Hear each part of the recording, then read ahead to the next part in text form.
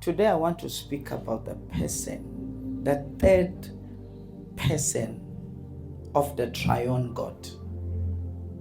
His name is the Spirit of the Lord. The power, the power of God is in the Holy Spirit. Shown.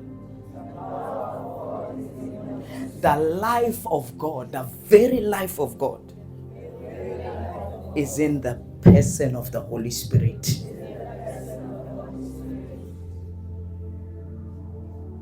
Amandla kaNkulunkulu. Mokuthiwa nje uNkulunkulu unamandla kukhulunywa umoya ongcwele. Mokuthiwa akekho uNkulunkulu onamandla njenga kukhulunywa umoya ongcwele. Mokukhulunywa ngoNkulunkulu, ngoba uNkulunkulu bukaNkulunkulu kukhulunywa umoya ongcwele. UnguNkulunkulu bukaNkulunkulu ebuNkulunkulwini bakhe. Uma ukhuluma ngoNkulunkulu, ukhuluma ngoNkulunkulu, ubuNkulunkulu bakhe. Uma ufuna ukukhuluma ngobuNkulunkulu bakhe, thinta umoya ongcwele. That is why ke lithi iBhayibheli ke uyena okwazi ukuya ekujuleni kaBaba, abuye nezinto azokutshela zona athi uBaba ufuna lokhu, akakufuni lokhu. Amandla umususa umoya ongcwele akanamandla uNkulunkulu. Ngazi ngizothini bakithi Nkosi yami ukuthi ngifuna nazi ukuthi lento ijule kanjani. Do you know ukuthi uNkulunkulu ujule kanjani? Lithi yena uyekujuleni kokujula. Do you know how deep God is? Yena ke he goes to the deep. Kuthina he's meek, he's not weak. Kodwa uSathane namadimoni bayamazi. Mayifika kuthina he's a comforter. Kodwa mayifika kuSathane namadimoni is a lion, is a bull, he's fire, he's a consuming fire. Even Jesus had to wait for him before he went. Even the Son cannot do anything without the Holy Ghost. Creation was created because of the Holy Ghost. Kungilungela ukuba ngihambe.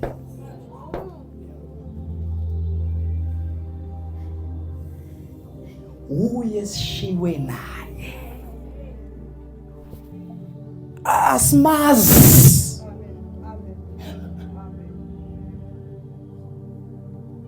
Now inkinga ngokungamazi kwethu, the danger yokungamazi is asikwazi ukwenza uJesu singamazi, asikwazi. Uyombula uKristu.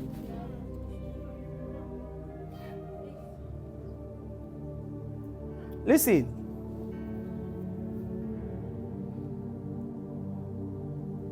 Mayise khona yena siyayeka ukukhuluma kakhulu.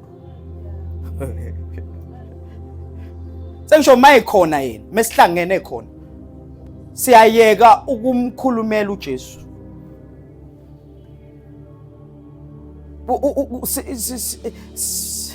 Abazalwane, the Holy Spirit, the third person of the triune God, of the Godhead. This person uzathi uJesu ngaye mayikhuluma ngaye athi ngizohamba mengihamba ngizomcela ehle ngizomletha uzoza. Umoya ongcwele is so precious kuBaba ukuthi akamdedeli noma kanjani. Bangilalela usikuthi uprecious. Uprecious kuBaba umoya ongcwele. Umoya ongcwele is so tender. Yet is so powerful. Nangizwe singithina ngithi ibandla ke akekho.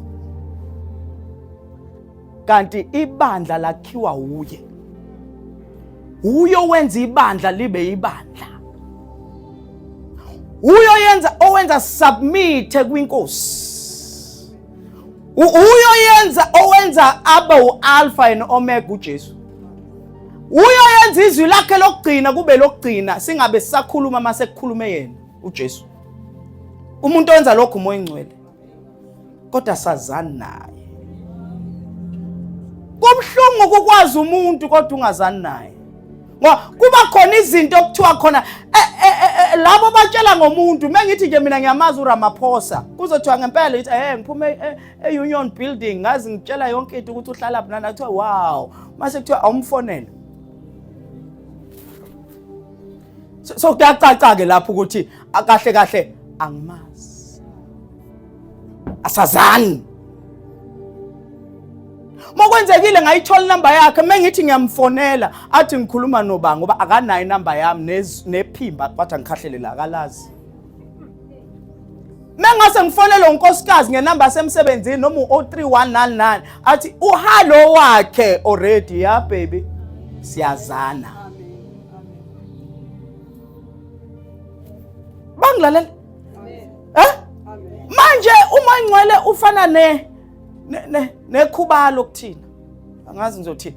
Umuntu omthatha uyamsebenzisa ubumbeke. Umthatha uma usumdinga uphinde umbeke. Uma ufuna ukusounda spiritual uthi Holy Spirit. So sound spiritual. Lo Holy Spirit wakho akekho. Niyamlangazelela kodwa? Niyamthanda? Niyamthanda? I'm sorry if I'm undermining your intellect ngaye. But he's more than intellect. He's more than a feeling. Akawona amadlingozi. He's more than falling down and rising. He's more than goosebumps. He's God. Musuqede konke lokho okwama signs akhe. You must go to the conclusion ukuthi at the end of the day he's God. He's God. Uma usuphilisile abantu baphila bafakaza, you must get to the point ufike like 10 kodwa sengikusho konke ngakwenza konke. He's God. Akayena nje umoya. Ngithi akayena umoya. He's what? He's God. He's God. uJesu sezulwini. Ngiyaxolisa ukusho njalo. Ubaba usezulwini. But the Spirit of God. The Spirit of God. Uthi akasoza anishiye yena. Kusho ukuthi ubheda naye. Uyobheka isoka naye.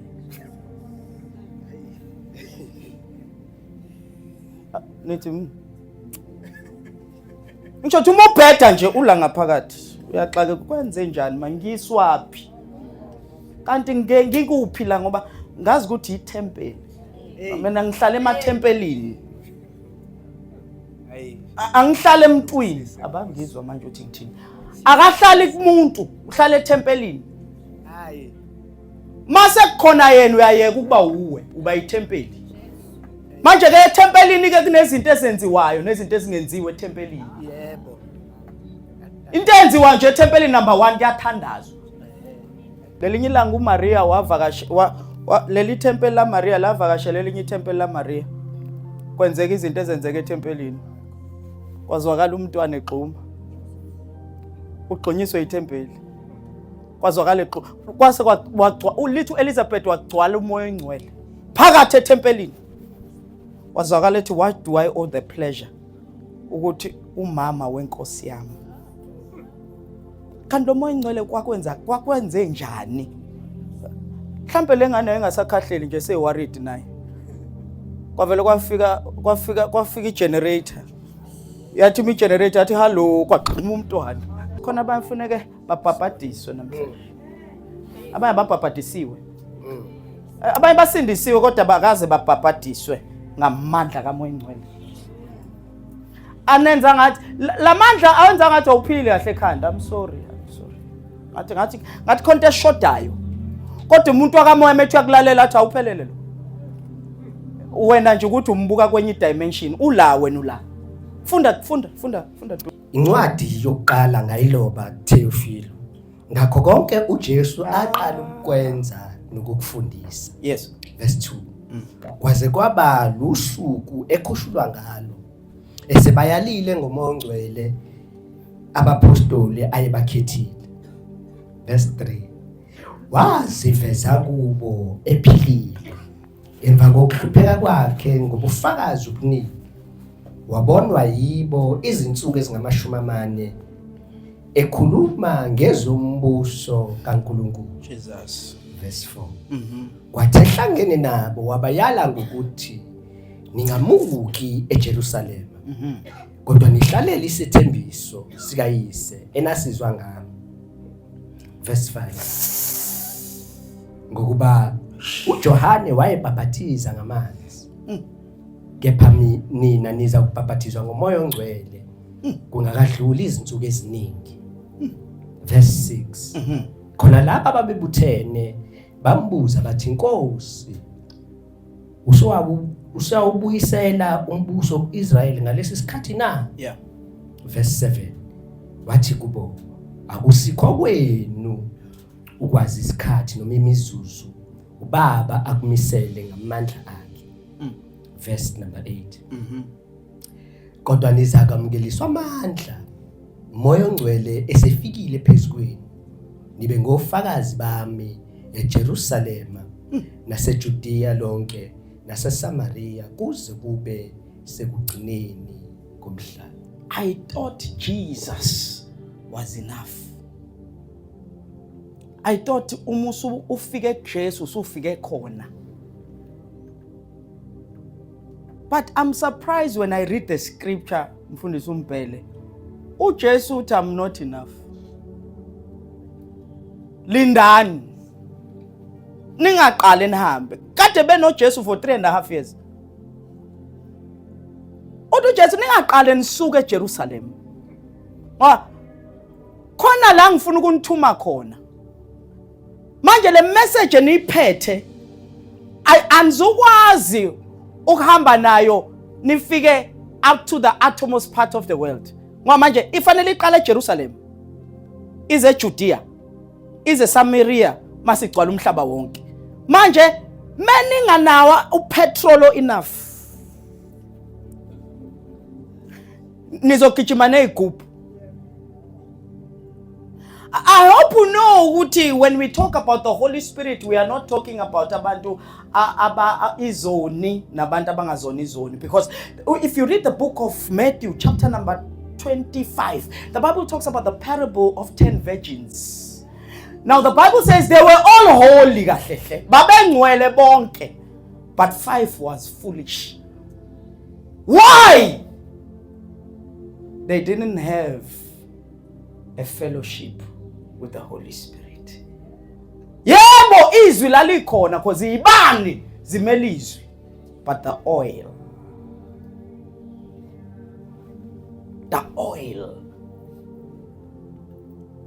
umyeni menithi niyabheka uyadelay, and many of us are falling off to sleep now. Akusona isono to sleep. Isono ukuthi ulela amafutha khona yini. And the problem with these versions ukuthi they were foolish because it's fundi story.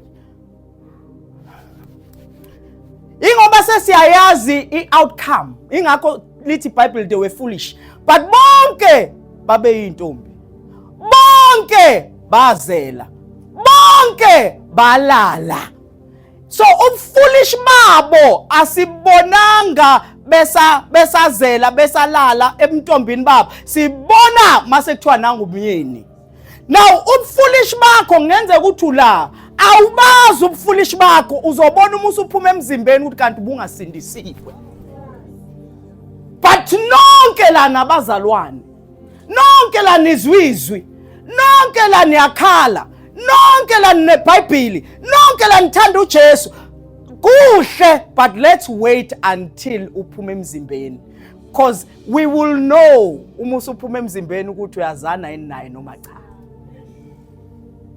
So foolish bakho abonakali manje ngoba ufana nawo wonke umuntu. That is why the Bible says ni Nkosi awutshalanga inokuhle na. Why ngibona ukhula? Uthi ngalesikhathi belele isithe senze lokho. ngisiphule na. Selisiphule uthi ningaliphule ukhulu. Ngiyeke kukhule konke. Jesus, kwangathi ngangabi thina bazalwane. Ukuthi nje njengoba uhlala eduze komzalwane uthola ukuthi wena wheat yena uyikukhula. Wena abazalwane ni kwangathi singaba sembusweni njoba sonke sila. Uthi umbuso kaNkulunkulu ngawufanisa nani? Ngawufanisa njengendoda ephosa inet. Idonsa inet olwandle khona izinhlanzi ezidliwayo nengadliwa. Wena khuleka ukuthi udonsa ezidliwayo nengadliwa. Kuthiwa kuzohlungwa mesifika kwishore. So kuyenzeka ke ukhorase, uthandaze, uzufaste. Kodwa uthola ukuthi umuntu uyafika kwishore awudliwa. Ngithi kuyenzeka ube kwi-wedding feast. Ungene ube phakathi kanti you are not wearing the garment. I'm challenging you now. Ukuthi search yourself. It's not about ukuphatha iBhayibheli and going to church. Uthi siyile enkonzweni kukhonzekile. No! The problem is not church. The problem is the action after church. Let me tell you something. I'm trying to teach the church. Listen. Akubalekile ukuthi usindisiwe. That's not important. Sengisholo uNkulunkulu. What is important is that usindiswe nini wenzani. Are you listening to me? Now, abantu bayitshela ukuthi as long as ngizongena ezulwini, it doesn't work like that. If usuna 10 years usindisiwe, the Lord ubheka ukuthi una 10 years iyipi impact kwisikhathi engikunike sona oyenzile. Because it's not about you entering heaven. It's the impact you made in the kingdom of God before you entered heaven. I-heaven, i-final stop. Khona izinto ofana ngabe usuzenzile before you get to the final stop.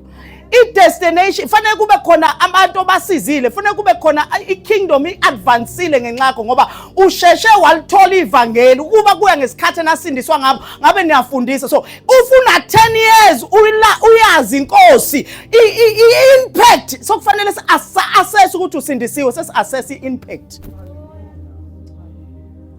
So inkosi sibala ukuthi wenzeni ngalesikhathi osindiswe ngaso. Ayibali ukuthi usindisiwe. Oh Nkosi. Oh Jesus.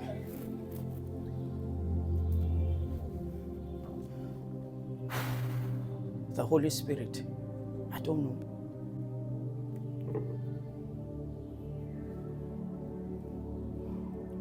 Umoya ngcwele umoya wamandla. Akagcini ngokukuphilisa. Uyakwazi nokuyithema inyama. Sengisholo inyama, yabo inyama yakho njengoba ikhhlula nje. Yeah. Inkinga anikakamniki ithuba. Uthi umpelo. Listen. Uyakwazi ukuhlangana noJesu. Kodwa uthola ukuthi awukakahlangani naye. Sengisholo umoya ngcwele. uJesu uyisango. So kuyenzeka uhlangane noJesu uzuyishaya isifuba uthi usindisiwe.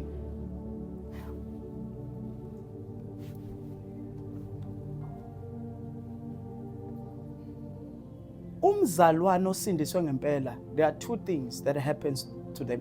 Number one, you are expected ukuthi kube nalento ebizwa ngama fruit kuwe. Nangizwa? Yeah. Ama fruit nama gifts awafani. Ama fruit into ekuwe. So mebefuna ama fruit abantu baza kuwe ukuzodla. Ama gift into inika abantu. Siyama ngazwe bekanjani. Ama fruit into akufanele bayithole kuwe. Ama gifts into ofanele ubanike yona.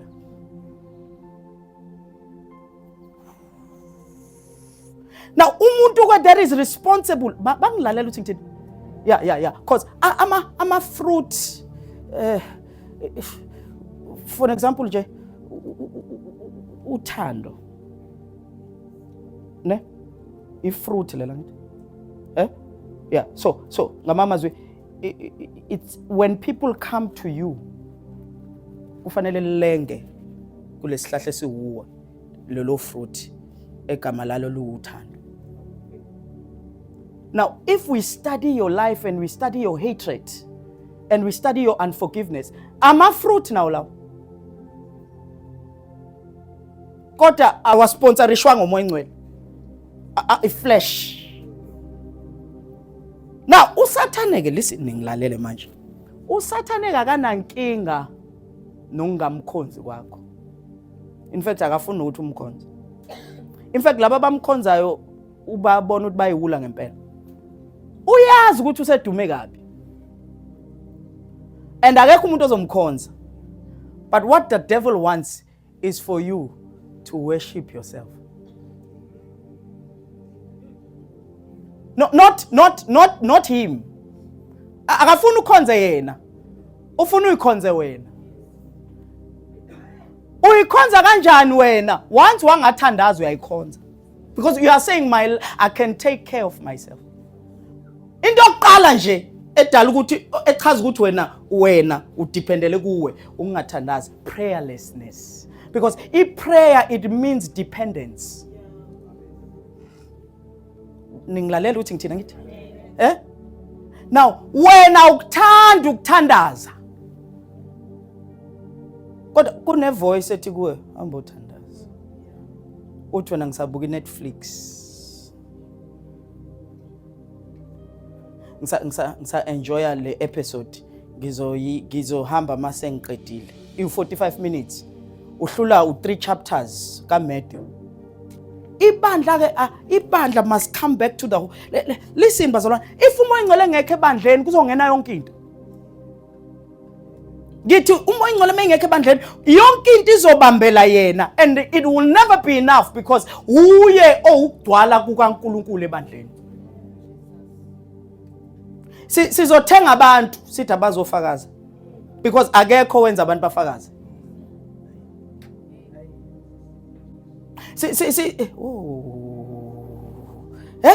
Sizokhonza nezidakwa. Umfundisi bunani utshwala bunenkinga.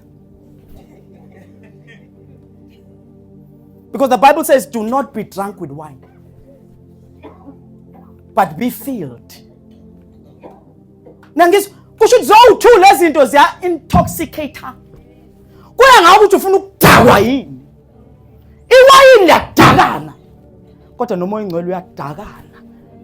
Lithi babuza kwathi badakiwe kwathi ngo9.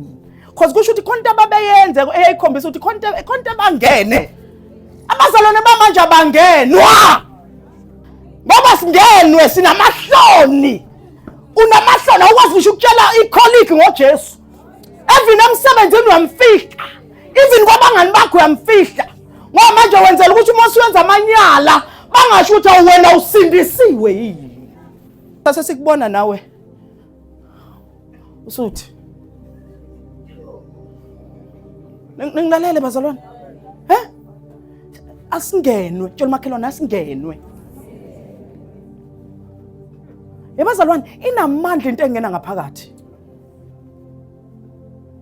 Into engena ngaphakathi njani? Inamandla.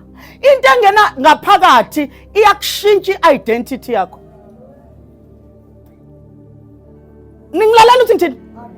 Into engena ngaphandle ungabi nandaba nayo into yangaphandle, kodwa igadi ukuthi ingangeni ngaphakathi. And there are two things ezifaka izinto ngaphakathi. One, your eye gate. Number two, your ear gate. Those are the two weapons usathana wasebenzisa ukungena ngaphakathi kuwe. Otherwise akakwazi ukungena. Now into ilalela igade. Awukwazi ukulalela ipiano from morning to afternoon ungitshela ukuthi ngeke ngene imoya yogroove.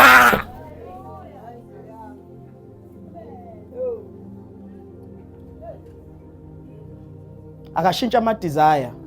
No, si fleshly, si carnal, asivume. Sinyama, asivumeni. Asivume ukuthi no, sinyama, mfundisi siyavuma, sinyama. uNkulunkulu akakasibethele. Asimtshela ukuthi hayi sehlile esiphambanweni. Kanti manje uma ulandela uJesu umlandela uJesu wehle esiphambanweni. Uthi afuna ukuza kimi akazincama asidele athabathe isiphambano. Usifakelani isiphambano ngoba ulandela umuntu ofile. Akalandela umuntu ozobuya athi hayi ke le angiyenzi. Ukhona umuntu ofile osho njalo othi ngikwenza ukuthi uma nafa naye. Oh bazalwane. Umoya ngcola sikakamyeke asikakamdedeli. Umoya ngcola sikakam-alawi. Listen bazalwane, umoya ngcola uyamkelwa. Umoya ngcola if eyamkela umoya ngcola esho ukuthi uyanqabeka. Uthi you shall receive the Holy Spirit, you shall receive, you will receive, you will. Now to receive means ukwamkela. So many of us asimamkelanga kodwa siyazi ukuthi ukhona. That is why namhlanje I pray that we must ebazalwane ngeke uzuyenze lutho lenyama ngawe. Listen. Uma ufunda leli Bible ulifunda ngama do's and don'ts usenkingeni uzowa. iBhayibheli alifundelwa ama do's and don'ts. iBhayibheli lifundela ukuthi uzibone ukuthi ungeke ukwazi ukuyenza lento umoya ngcwele ngekho. Musu practice. Miyeke. Uye okwazi ukubamba inyama yakho. Nangizwa? Yonke into yakho ifuna ukubuyela esonweni ayibamba umoya ngcwele. Lithi lazi inkomo zayifuna ukuya ematholeni. Washo ukuthi khona into eyayiphezukwazo. Khona into ezazi ihudula eyayithi noma ufuna kodwa uya ngala wena. Yini thina phezkwethu esikhombisa la esingafuni ukuya ngakhona ngoba inyama yethu isikhomba ngala athi umpostoli file ngiyithola ngenza lento engafuni ukuyenza. Yini thina into esikhalisa inyembezi siyenze sithi inkosi inyama yami ayifuni lento but not my will. It takes the power of the Holy Spirit. Umoya ngcwele uyakwazi ukuthatha isifebe. Sengishilo. Asenze umprofeti. Isifebe. Saziwe endaweni ukuthi isifebe sesiqobe sinama X awu 62 la. Akekho ongasazi. Asithatha umoya ngcwele. Athi ubuyi mess ngingakafiki ngizokwenza imessage manje sokufike mina. Sekufike mina manje. Uyakwazi ukuthatha ina alcoholic. That is why asilandwa ngeduze. That is why singabizelwa ngabantu abangcwele. See living testament ukuthi umoya ngcwele can enter a vessel. Umoya ngcwele uyakwazi ukungena kumuntu. Amshintshe. Bathi nabekubuka kuthiwa kusawuye kuthiwa kuyena, kuthiwa uye kuthiwa kuyena, kuthiwa uye kuthiwa kuyena, kuthiwa uye, kuthiwa uye kuthiwa kuyena, kuthiwa uye kuthiwa uye, kuthiwa simbuze uye kuthiwa kuyena baze bafika kuwo kuthiwa uwe uthi yimi. Kodwa kumina.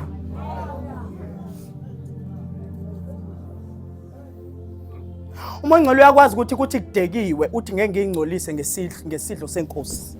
Kudekiwe kuthiwa yikho into engekho. Kuthiwa kuyadliwa kuze kudle nabo lo bathembile. Uthi laba basindiswa impela nabo babona behla. Athi umoya ngcwele hayi wena. Athi umoya ngcwele kulungile badle bona. Wena ngeke uzudle wena. Uthi ubathembile bephuma kwa TV. Baphuma ko yonke indawo begcola amaposter. Ubafica bedla. Athi umoya ngcwele wena uzudla. Uthi umoya ngcwele kanjani ngoba Lord this is a mighty man of God. Athi angazani naye. Wena uzudla. And hayi ukuthi awufuna ukudla. Nawe ikhona into ethi idla. Kodwa umoya ngcwele. Ngithi umoya ngcwele anqabe. Athi wena uzudla.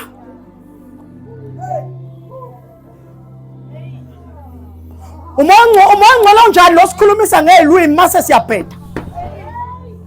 Shantaparia. Umoya ngcwele onjani lo othi mase siqedile ukukhuluma ngelwimi usihlebe akusiye. Akuyena lo again. Again. Ngikhuluma ngomoya ongcwele mina. Angikhulumi ngesermon. Angikhulumi ngentshumayelo. Ngikhuluma ngemoya ongcwele. Umoya ongcwele uyakwazi. Yebazalwane. Umoya ongcwele. Yebazalwane.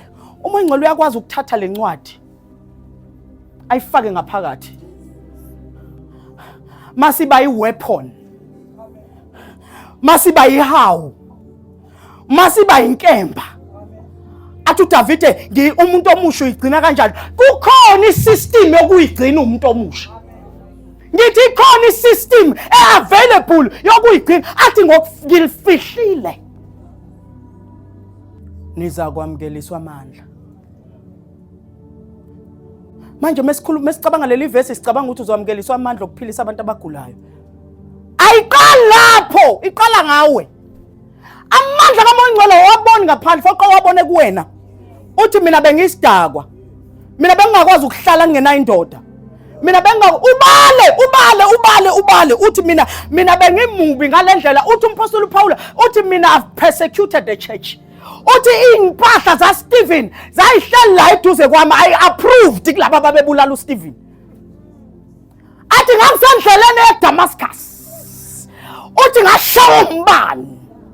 Uthi ngabona ilight, ngezwe ivoice. Yathi Saul, why are you persecuting me? Uthi ngathi ngubani inkosi? Uthi ngathi nguJesu lo mpersecutayo. Lithi iBhayibheli wathi hamba manje ungene khona eDamascus. Uzofica umuzi lapho, uthi uzotshelwa lapho ukuthi wenzeni. Lithi iBhayibheli uJesu azange aye kuyena waya kumuntu. Because every territory has a man that is ordained by the Holy Spirit. Yebazalwane. Yabo lento edala uvuke. Shoda amandla kaMoya Ongcwele. Yabo uMoya Ongcwele masefikile, nginitshele. Awunandaba nalutho. Ngisho uhletshiwe uimmune. Ngisho athiwa uzenza ngcono, uthi glory to Jesus. Ncwadi yezenzo chapter 19 verse number 1. U-Apollo eseKorinte, uPaul wafika eEfesu esedabulile amazwe angasenhle. Wafumana abafundi abathile. Wathi, "Namamkela yini uMoya Ongcwele mhla nikholwa na?" Bathi kuye, "Qhabu, asizanga nokuzwa ukuba kukhona uMoya Ongcwele." Verse 3. Wathi pho nababhathizwa kukuphi na? Base bethi kuko ukubhaphathiza kukaJohane. Verse number 4. uPaul wayesethi uJohane wabhaphathiza umbhaphathizo wokuphenduka. Ethi kubantu mabakholwe nguyena ubeza kuza emva kwakhe kungukuthi uJesu. Verse 5. Bathi ukuzwa lokho babhaphathizwa egameni lenkosi. Verse 6. Kwathi uPaul esebekile izandla phezukwabo, uMoya Ongcwele wehlela phezukwabo. Base bekhuluma ngesilimi baprofeta. Now, let's look at this so that we can close. Paul gets to Ephesus.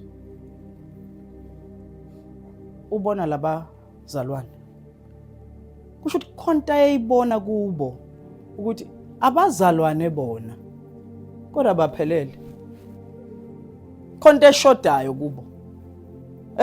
Njengamanje njengoba ubona ibandla lamanje nje ukuthi uyabona ukuthi ibandla lona because kuyakhonzwa futhi kuthi uJesu inkosi kodwa khonta eshodayo. Noma mina ngedwa ngibona lokho bazalwane ubona ukuthi kona kuyakhonzwa kona kumnandi futhi yebo kodwa khonta eshodayo. So uPaul mayifika ke eEfesu ubona labazalwane uthi anishoni mhlazana nikholwa namamkela uMoya Ongcwele akazi wayibonini mhlawumbe wayibona indlela abayiyona nje ukuthi labantu they are so casual like angazi by mix bayizwe futhi ngizwe kuthini bazalwane. So uthi uPaul ke namamkela umoya engcwele mhlazana nikholo, and then he was right because they said asikaze sizwe nakuzwa ngaye. Usathi ke how phona baphathisa umpaphathiso kabani mina ngamazi umoya engcwele bathi kaJohane. Athi uJohane umpaphathiso kwakhe kwakuphenduka ezonweni. Uthi wanitshela nje naye wathi kukhona ozayo ozonipaphathisa ngomoya engcwele. Lithi base bekholwa wase babhabhadisa egameni lika Jesu na ukhiya wase babeka izandla. Lithi iBhayibheli base behlelwa amandla kamoya engcwele. Something happened lapho. They started rokoshataba atabarikatia, and they start saying I'm seeing. Bazalwane sidinga amandla kamoya engcwele. Njengoba manje nasebandleni manje kuthiwa ayikho into ongayenza manje ukuze ulahlekelwe insindiso. The devil is a liar. Kuthiwa manje once saved always saved. The devil is a liar. Ngaba lithi verse lithi work out your own salvation with fear and trembling, because it is God that works in you both to will and to do. Nangizwa bazalwane. Today may we be filled with the Holy Spirit and with power. Umufundi Zenzo chapter number 10 verse 38 lithi how Jesus of Nazareth was anointed with the Holy Spirit and with power, and he went on healing the sick, delivering all who were oppressed by the devil, because God was with him. If the Holy Spirit can anoint Jesus, who are you? If not Jesu ukuze enze izinto ayizenza, he was moved by the Spirit of God. Lithi he moved. Umufundi Luke chapter number 4 no Matthew chapter number 4 it was led by the Spirit of God into the wilderness to be tempted by the devil. Kwasho ukuthi ukulinga umuntu onomoya engcwele awulingeki. Uthi uyalingwa kunamandla that resist. That is what the Bible said now. Resist the devil, and if he will flee. I'm resisting amandla akho. I'm resisting amavesi. Resisting amandla kamoya engcwele. Before umoya engcwele abonakale enza amandla ngawe, funa umoya engcwele enza amandla kuwe.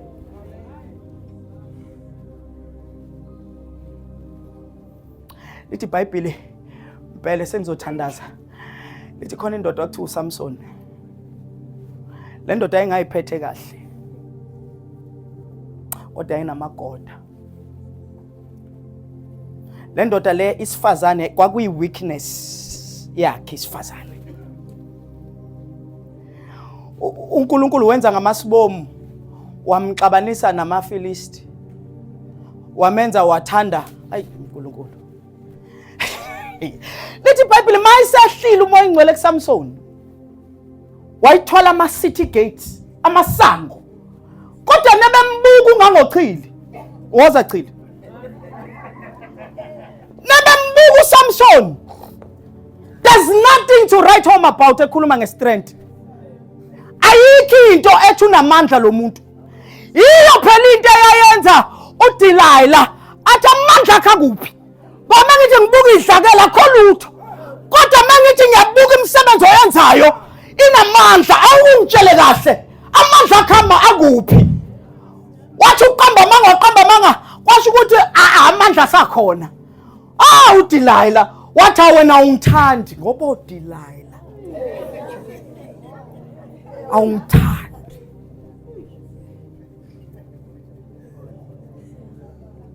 Alithi wathamba uSamson. Wathi yabona uma ungasungigunde khothorobokho lapha. Amagoda la wagunde, gunde inwele. Uthi ngumNaziri, which means I'm set apart. Which means ngingcwelisiwe from eswini sikama. Ngibuyiselwe eceleni kwathiwa wena awuzuphatheka. Wena umsebenzi wakho wena uzobe iwarrior yaka-Israyeli. Awuzuphuza wayini. Kunabantu abatshelwa ukuthi wena awuzuliphuza iwayini njengoJohane. Mangase ungigunde amandla ami awekho la. Amandla ami ala. Lithi iBhayibheli bamgunda.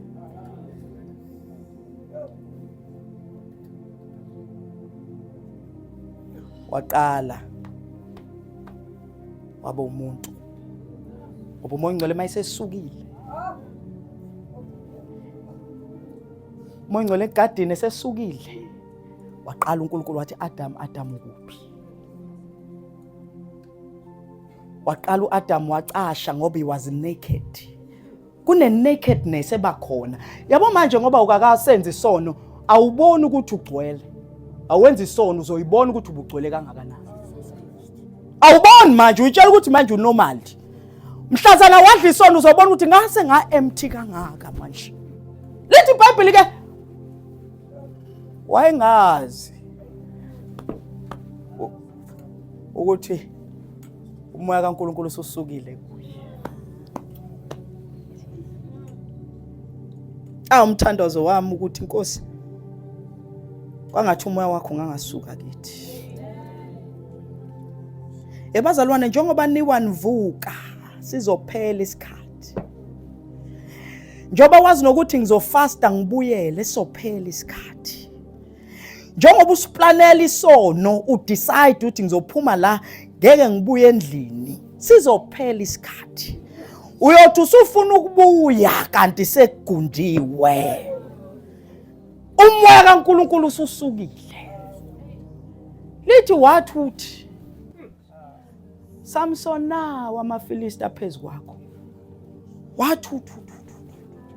Njengenjwayelo. Kanti usegundiwe. Into yokuqala amaFilisti amenza yona ebuhlungu. Amkhipha amehlo. Sengiyathandaza. Kunabazalwane abakhishwa amehlo la. Bathi ningakhali neso. Ukhona umfana omncane. Umfana omncane umoya ongcwele namhlanje uzoba amehlo akho. Uzothi ngiseyinsikeni. Jesus. Umoya ongcwele uzokuthatha kuseyinsikeni. Athi ungasakhathazeka khululeka. Amehlo yebo usenawo ngiyavuma kodwa ngiyeke ngibe yiwo for wena. Namhlanje umoya ongcwele kodwa kufanele sikhale empele sithi Nkosi ongikhumbule ngizibuyisele kube kanye. Ngisiphindisele isitheni zami.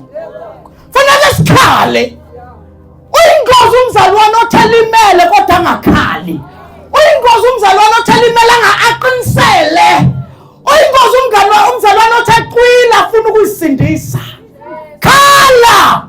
Inkosi ngilimele. Angikwazi ukuzikhipha kulolu daka. Awuphinde ungikhumbule.